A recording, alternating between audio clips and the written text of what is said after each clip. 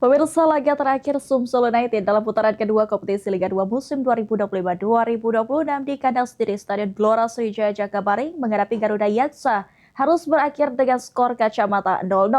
Dalam pertandingan kali ini ada satu pemain Sumsel United yakni Mukhlisin Aziz harus menerima kartu merah dari wasit.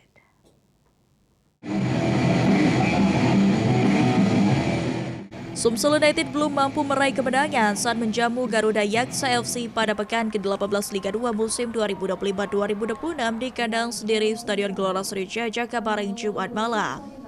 Sejak menit awal pertandingan, skuad asuhan Nil Maizar yang tampil menekan dan beberapa kali menciptakan peluang berbahaya harus puas berbagi poin satu usai dalam laga tersebut skor berakhir 0-0.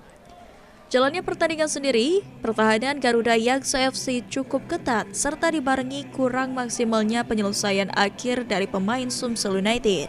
Hasil 0-0 ini dinilai pelatih kepala Sumsel United Nil Maizar belum sesuai target, sehingga Nil Maizar akan segera melakukan evaluasi menyeluruh khususnya dalam hal efektivitas penyelesaian akhir yang dinilai masih menjadi pekerjaan rumah tim. Target kita tak tercapai, harusnya kita 3 poin. Tapi yang pasti anak-anak sudah berjuang dari menit awal sampai menit akhir, dan kita syukuri ini dengan 1 poin. Terus kita banyak catatan, terutama di finishing ya, itu kita perbaiki.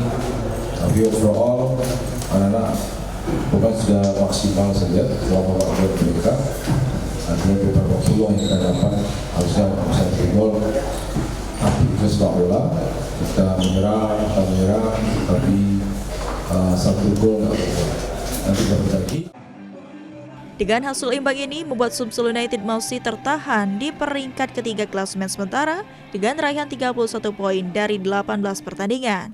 Sementara Garuda Yaksa kembali mengambil alih posisi puncak klasemen dengan koleksi 34 poin, unggul 1 angka dari Adiaksa FC Banten di posisi kedua.